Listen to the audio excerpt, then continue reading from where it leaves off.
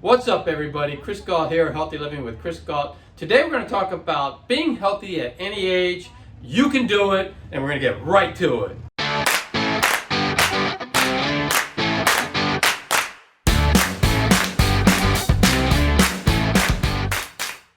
Alright, make sure you watch the full video to get the full effect, because I'm going to go over all these tips. They kind of go together, so you want to make sure you watch the full video so that you can implement these into action and make sure you take the action. Because remember Newton's law that a body at rest stays at rest, but a body in motion stays at motion unless a force is acted upon them. Basically what that means is that you can't expect to change anything in your life, whether it's you're staying in one place or you're moving in a different direction that you don't want to be. You can't change that unless you change something in your life in order to change that direction. And here are the tips. Anyone can get healthy. It doesn't matter what your age is. I know a lot of people say that, oh my God, I'm 50 years old. I can't work out anymore. I can't run. Oh, I used to run when I was younger, but I stopped when I was 40 because you can't really run when you're 40. Oh, I'm 60 years old. I can't ride a bike anymore. I mean, you hear all this kind of stuff. And yet, you still see people out there that are doing all of this stuff in their 70s, 80s, 90s. There's actually a 100-year-old man who actually ran a marathon. So when people say things like you can't do it because you're too old, they're wrong. And it's also never too late to start a workout. Here's some of the tips that I do. I'm going to be 60 years old in a month or so I'm getting really close to that age, but I work out every day, and I'm going to go over, and I stay healthy. I do whatever I can to stay as healthy as possible, and I'm going to go over right now some of the things that I do in order to stay as healthy as possible. The first thing is I have a daily regimen. That basically means that I have certain things that I want to get done the day and how I do it, and when I stick to that plan, I tend to get things done, and if I'm getting things done, then I'm happy, and that's keeping my whole healthy attitude in a great place. So mentally and physically, I am in a great place because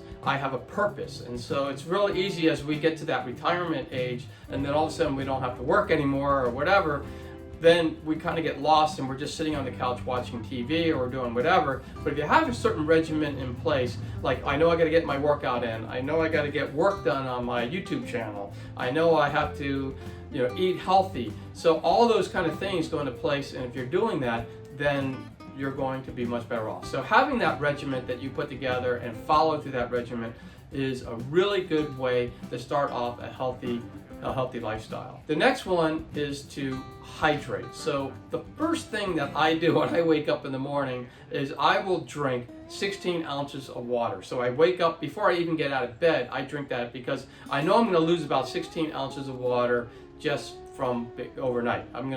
When you're sleeping, you're sweating it out, you're going to lose about 16 ounces, so I put it right back in right off the bat. And then I have a formula. I have another video out there you can look at that goes into it, but basically it's about 2/3 of your body weight in ounces. And so I weigh around 150 pounds, and you take that, multiply by 2, divide by 3, you're gonna get 100 ounces. I drink 100 ounces of water a day. I got 16 of them in from the beginning, so I got about 84 left for the rest of the day. And in fact, I have this can here. I just fill this thing up. This thing is like 40 some ounces, and I just drink a couple of these, and I know I'm getting my water in. I also have water bottles everywhere. I try now not to have any plastic water bottles because I know they're not the best for the environment and also for me personally. So I go with these things. This is a Hydroflask, and it is I just love this thing, and I just take it with me everywhere, and I can down my 40 some ounces right there. It's amazing how much water it holds, and also keeps it very cold because it's metal and just keeps it cold. Make sure you stay hydrated all day long, and because your cells are also made up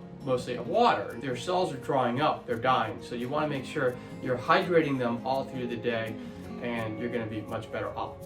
The next one, to eat healthy. And when I say that, and I know this is going to sound harsh for some people. They're going to say, I don't know how I can do this, but you need to get rid of fast food completely in your life. You just got to stop eating fast food. It is the worst possible food that you can eat. I haven't had fast food in decades, and you just have to make sure you just don't go that route because it is terrible, terrible food. Stay away from fast food and any kind of highly processed food. I'm not saying get rid of all processed food, because there are some processed foods like bars and things like that that have natural flavors and colors, and they're not so bad for you. They're not as good as being completely organic, but they're at least not highly processed. So I'm talking about the very highly processed stuff that has a lot of chemicals in it, has a lot of sugar in it, has a lot of bleached flour in it.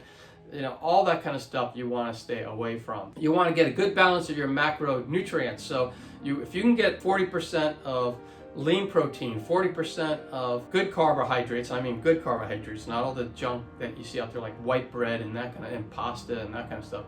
And you also want to get 20% of healthy fats in, like avocados and olive oil. And if you can do that, then you are going to be much better off. I would go, like I said earlier, I would go as organic as you can. I'm not saying you have to be 100%. I'm not 100%. I think it's very difficult to be 100%.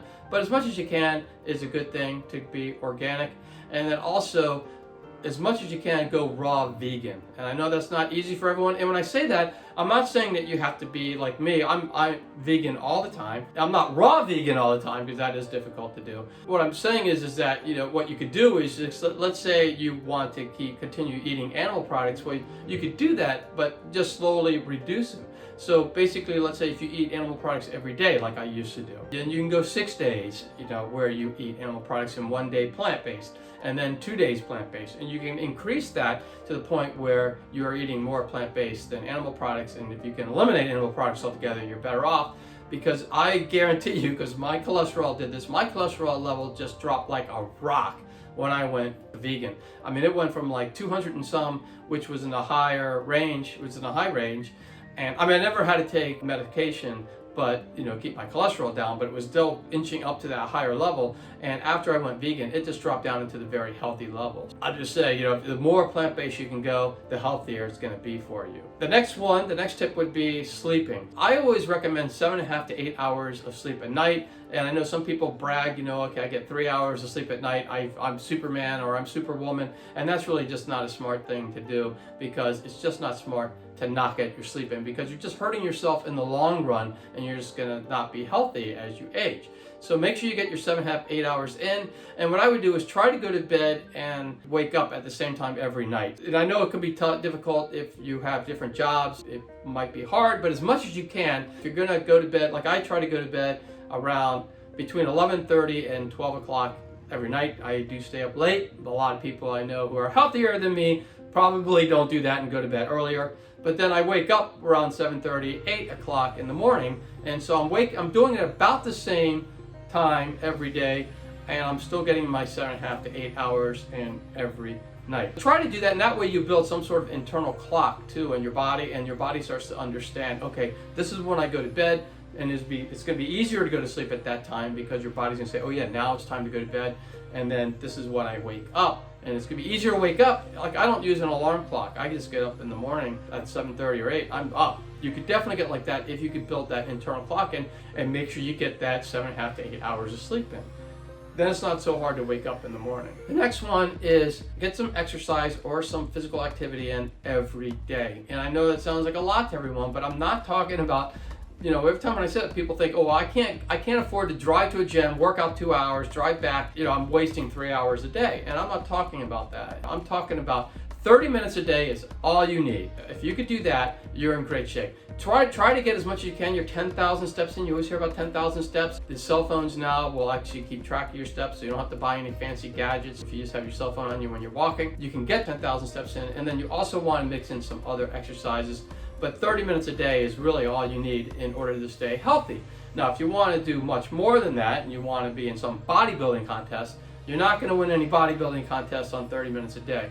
But you're going to stay healthy. You want to mix it up. That's the big thing. So you want to get resistance training in, which is basically weightlifting or body lifting, like push-ups, pull-ups, that kind of stuff. You want to get in cardio, which is like running, walking, HIIT, which is high intensity interval training. You want to get in something like that, where you're getting your heart moving, because that's going to help your cardiovascular system. Obviously, resistance is going to help your muscles not atrophy and your bones to stay dense, so they're not losing density. You want to work on your core, because you want to have a strong core so you're not all, you know, flimsy and messed up. So you got to work on stomach crunches and things like that. Stretching and balance is so important as you age for so many reasons. One is you don't want to be walking around like this. You know, you see people walking around like this with a cane. Well, if you're stretching every day, you're going to be like this. You're going to be nice and straight. And so also, balance is very important because as you age, you don't want to fall down and hurt yourself and break something. The more balanced you are in practicing that balance, the better off you are. One great form of exercise that knocks out stretching and balance is yoga, which also helps out just your mentality and just is a great stress reliever if you're doing yoga. So I would always recommend yoga. I do a 5-minute yoga routine every morning, and I have a video on that you can go check out. It just takes 5 minutes and it stretches me out. It's also a little bit of gratitude at the end, and it just really is refreshing. It stretches me out, and I just love it. And also there's some balance in there too. So make sure that you do some sort of stretching and balancing it. And I do that every day. So 5 minutes, that's all it takes in order to do that. Get that in. And the last one I want to talk about is reading. I used to read tons of books, but now I'm working my channel, it's harder for me to do it. But I still make sure I eke in at least, that is a minimum, 10 minutes a day. I'll read a self-improvement book now. And sometimes I'll read a fiction book especially if I'm on vacation. I'm always going to read a fiction book because I just love doing that. Self-improvement books are great. 10 minutes a day, you can learn an awful lot. I have a video on some of my favorite ones, but there are so many others that are out there. You can just go out there, read a self-improvement book, and like I said, 10 minutes a day. Everyone has 10 minutes a day that they can spend on reading self-improvement books. And that's just not only is it going to teach you new things, but it's just going to pump you up. I mean, it's just going to get you ready to take on more things, and it's going to keep you young, because you're going to be like, you're not going to be like, oh, I'm old now, there's nothing left for me. You're going to be like, wow, there's so much more I can do. Even though I'm old, there's so much more that I can do to improve myself as a person. And so I'm going to continue to do that. And so reading health improvement books really helps with that. So that's all I really had today. And I'm just wondering what you got from the video. It would be great if you put them in the comments below. Just let us know. And also if you have any other thoughts on how to stay healthy at any age, I would love to hear them, and I will meet you down in the comment section. And I think when you do that, you're not only going to be letting me know what you do, but you're also going to be helping other people who come in and look at the comments, because that way we can all learn from each other. Because we all know stuff, and we all can learn from each other. So if you have anything to add, pop them in the comments below. I just ask that you be respectful and make them positive comments as opposed to putting negative stuff out there or bashing anybody, because we've had enough of that in this world, I think. And especially the last couple of years, it's just been really brutal. And I think we got to get back to being positive and uplifting people as opposed to bringing them down, which is, I don't really understand why any of us feel like we should be bringing people down. We should always be lifting people up. That's what the world's about. So if you like the video, make sure you give it a thumbs up. That way YouTube will push this video out to others who can benefit from it. And also, if you know anybody who can use healthy living videos like this one, make sure you share the video and the channel with them so that they can join in on all the fun. And also, 2 videos are going to pop up any moment, and you can click on any of those videos and you can continue your happy, healthy living journey. And I'll see you all soon, everybody.